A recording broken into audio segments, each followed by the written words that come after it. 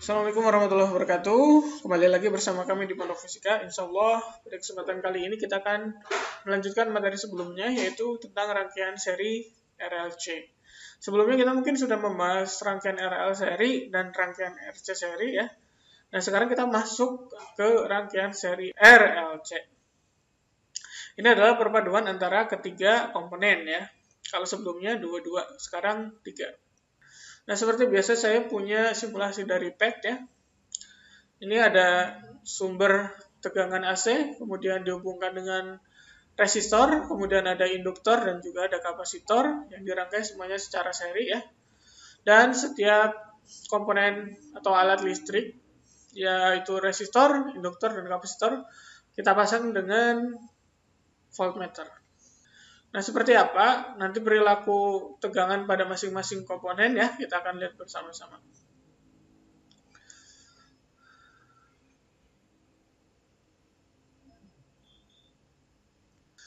Oke, misalkan saya skip ketika tegangan pada resistor ini dia berada di posisi 0 gitu.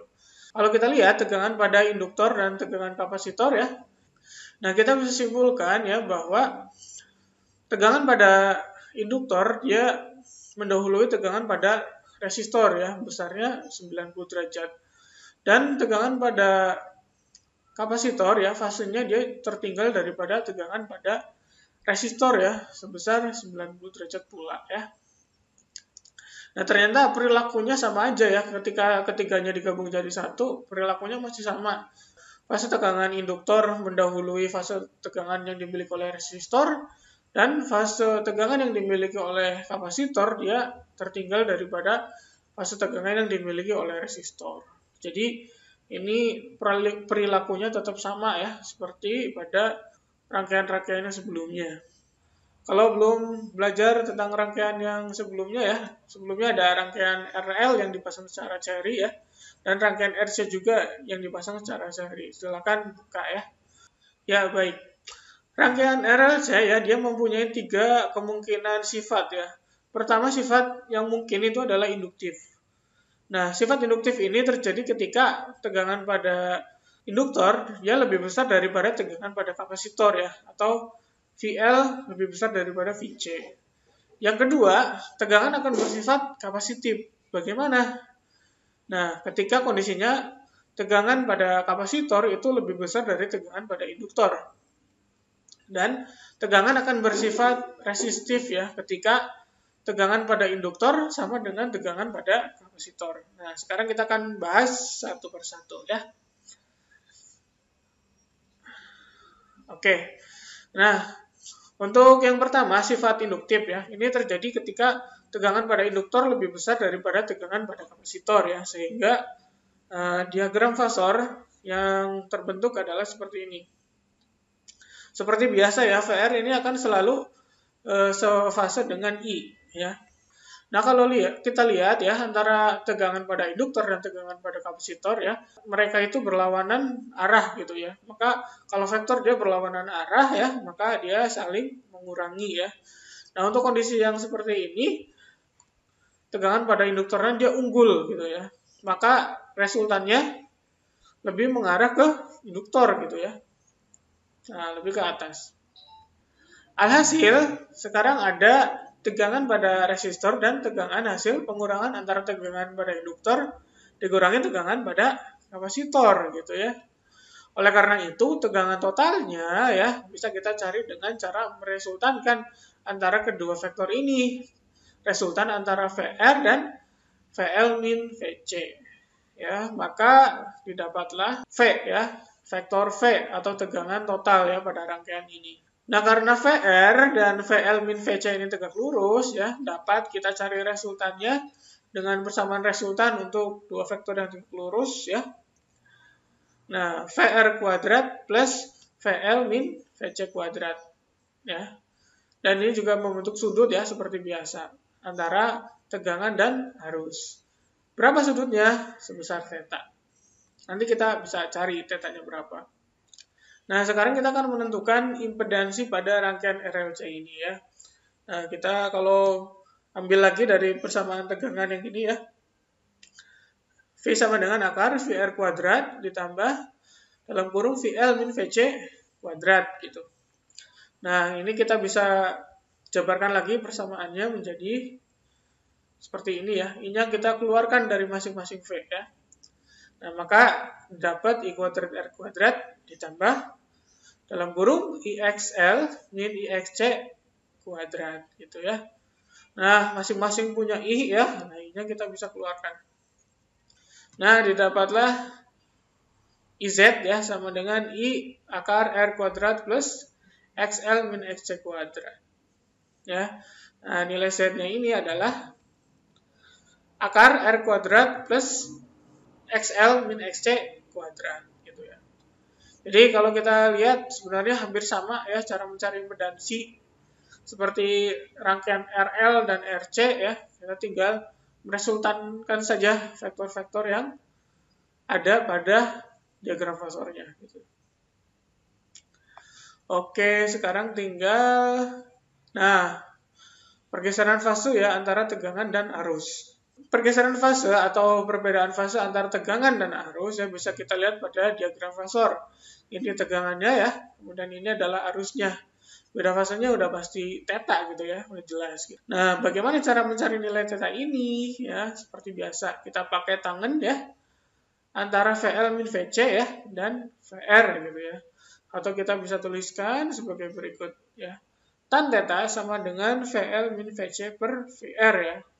Atau kalau kita lihat dari segi hambatannya ya, tan theta ya sama dengan XL min XC per R. Gampang ya?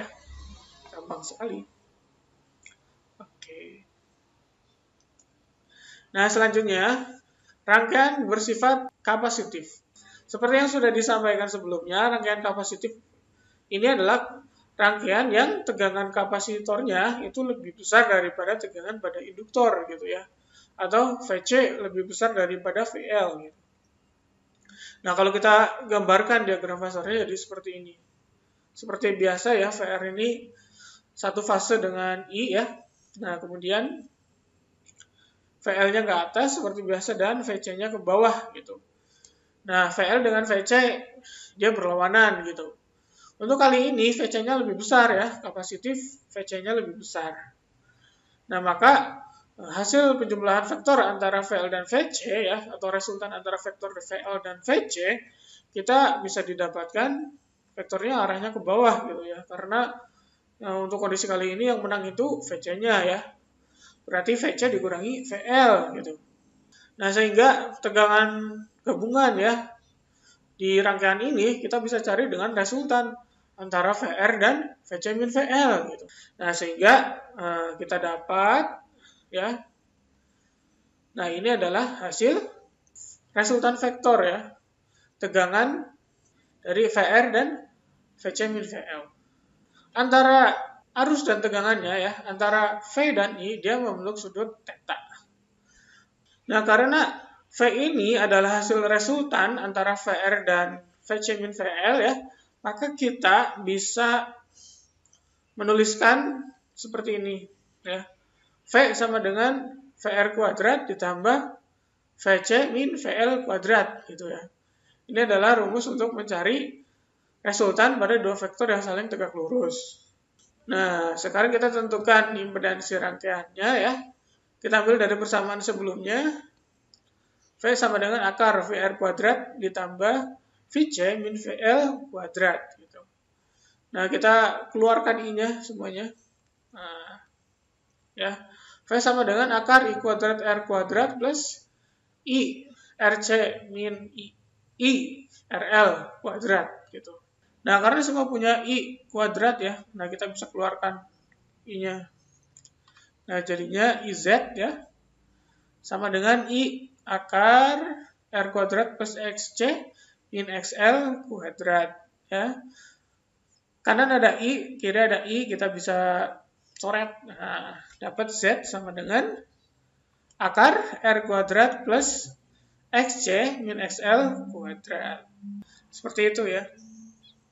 Nah, kemudian untuk menentukan pergeseran fase atau beda fase antara si tegangan dan arusnya, seperti biasa kita pakai tangan theta ya. VC min VL ya. Ini VC min VL per R itu. Atau XC min XL per R. Oke. Nah, tadi sebelumnya sudah ada yang unggul RC. Sebelumnya juga ada yang unggul RL gitu ya. Nah, gimana kalau keduanya sama ya? Nah, kalau keduanya sama, maka diagram fasornya seperti ini. Nah, VL sama dengan VC gitu. Karena sama VL dan VC-nya ya, maka tegangan yang bekerja di rangkaian ini ya adalah tegangan VR saja gitu ya.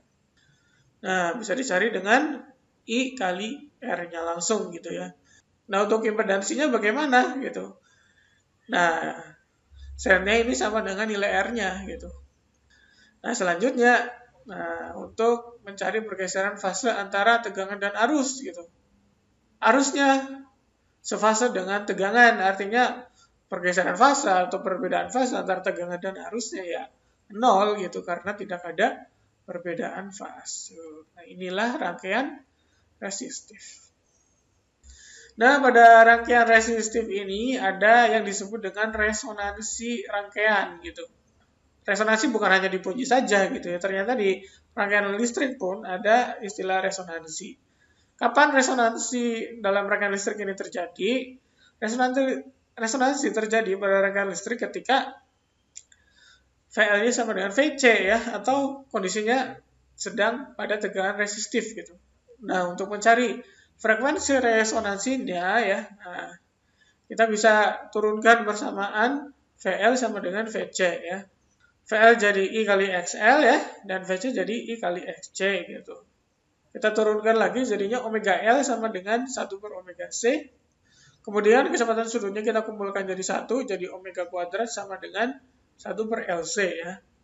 Atau omega sama dengan akar 1 per LC. Nah, karena nilai omega itu 2πf ya, nah maka jadinya 2πf sama dengan 1 per akar LC. Atau frekuensi resonansinya adalah F sama dengan 1 per 2π kali akar LC. Ya.